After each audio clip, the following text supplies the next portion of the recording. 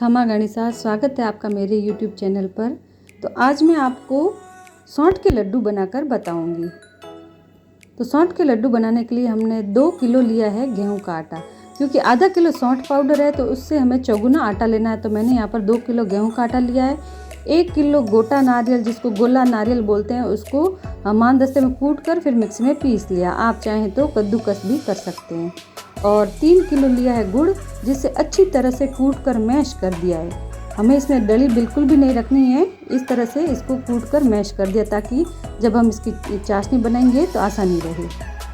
1 kilo है बादाम, इसे भी मैंने हमामदस्ते में दरदरा किया है। आप चाहे तो मिक्सी में इसे पीस सकते हैं, लेकिन दरदरा करते ना तो जब लड्डू खाते तो मुंह में बाइट आते तो अच्छे लगते हैं। और यह है आधा किलो सौंठ पाउडर। यह घर पर सौंठ लाकर उसे हमामदस्ते में कूटा और मिक्सी में पीस लिया। आप चाहे तो मार्केट से सौंठ का पाउडर भी ले सकते हैं। और काजू के टुकड़े किए हुए हैं। काजू और किशमिश आप अपने हिसाब से कम ज़्यादा कर सकते हैं। और 1 कटोरी लिया है फूला गोंद। ये फूला गोंद होता है, अगर ये नहीं है तो आप जो गोंद होता है उसके टुकड़े करके भी ले सकते हैं। इसके हम फूले बनाएंगे। और लगभग 250 ग्राम है धनिया की मीजी। आप बाज़ार में दुकान में कहेंगे धनिया की मीजी चाहिए तो वो आपको दे देंगे, जिसे मैंने मिक्सी में पीस लिया है। कई लोग धनिया भी पीस के डालते हैं, लेकिन धनिया की मीजी अच्छी होती है, जिसको मतलब धनिया की गिरी बोलते हैं। तो यहाँ पर मैंने घी को थोड़ा गर्म अच्छा कर दिया, फिर हम इससे गूंद के फूले बनाएंगे। फूले बनाने के लिए हमें घी थोड़ा अच्छा गर्म करना चाहिए। अगर ठंडा घी रह गया तो फूले नहीं बनेंगे और गोंद जो है वो कच्चा रह जाएगा और लड्डू खाते वक्त मुँह में चिपकेगा।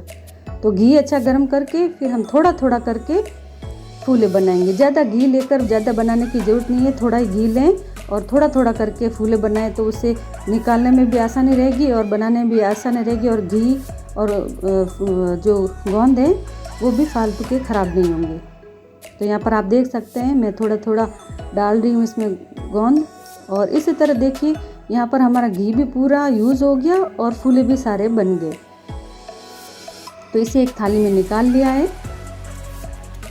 अब मैंने बड़ी कढ़ाई में घी लिया है। यहाँ पर देखिए घी का कोई मेजरमेंट नहीं है, घी थोड़ा ज़्यादा ही चाहिए, क्योंकि हमें 2 किलो आटा, गेहूं का आटा जो है इसे सेकना है, अच्छी तरह भुनना है। तो वो आप अपने हिसाब से डालिए।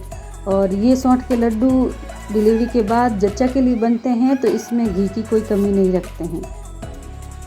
लेकिन अगर आप कम मात्रा में बनाते हैं तो वो आप अपने हिसाब से देख लें। आटा चाहें तो कम भी ले सकते हैं, कई जगह आटा कम डालते हैं, लेकिन हमारे यहाँ पर जितनी सौंठ होती है उससे चौगुना आटा डालते हैं। तो मैंने आधा किलो सौंठ पाउडर लिया है तो 2 किलो गेहूं का आटा लिया है। तो यहाँ पर देखिए आटा घी में अच्छी तरह से मिल गया है और मीडियम आंच पर हम इसे भुनेंगे। जैसे जैसे ये भुनेगा इसका कलर चेंज होता जाएगा। तो यहाँ पर देखिए आटा हमारा अच्छा भुन गया है। यह खुरपे पर से नीचे खिसक जाता है तो इसका मतलब अच्छा भुन गया है। तो गैस को बंद कर दिया था और अब डालेंगे काजू के टुकड़े किए हुए। यहाँ पर ध्यान रखें गैस बंद करने के बाद आपको ये सब डालने हैं। अब डाल देंगे किशमिश, जिससे कि ये सब भी अच्छे अच्छे ड्राई फ्रूट हैं वो हल्के हल्के भुन जाएं। और यहाँ पर डाली है मैंने दरदरी की हुई बादाम। इसे भी हम अच्छी तरह से आटे में मिला लेंगे। आटा खूब गर्म है तो इसके अंदर हम ये डाल लेंगे तो वो अच्छे थोड़े हल्के भुन जाएंगे। इसके बाद डाल देंगे सौंठ पाउडर, इसे भी अच्छी तरह से मिला लेंगे।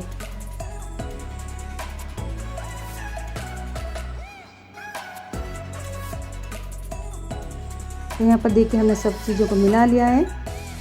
अब हम डालेंगे धनिया की मीजी। हमारे यहाँ पर धनिया मीजी बोलते हैं, शायद धनिया गिरी भी बोलते हैं, पता नहीं, आप पता कर लें अपने यहाँ पर। और यहाँ पर डाल दिया है बारीक किया हुआ पिसा हुआ नारियल। अब इन सबको हम अच्छी तरह से मिला लेंगे। मिलाना ज़रूरी है, गर्म बहुत है तो खुरपे से आप इसे अच्छी तरह से मिलाएं।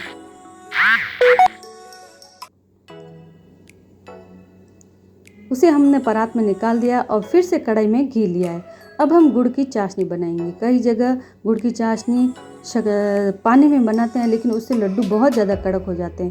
लेकिन आप घी में इस तरह से बनाएं और घी भी थोड़ा आपको ज़्यादा लेना पड़ेगा। अगर गुड़ में घी गर्म हो गया तो लड्डू में अच्छी तरह से नहीं मिलेगा।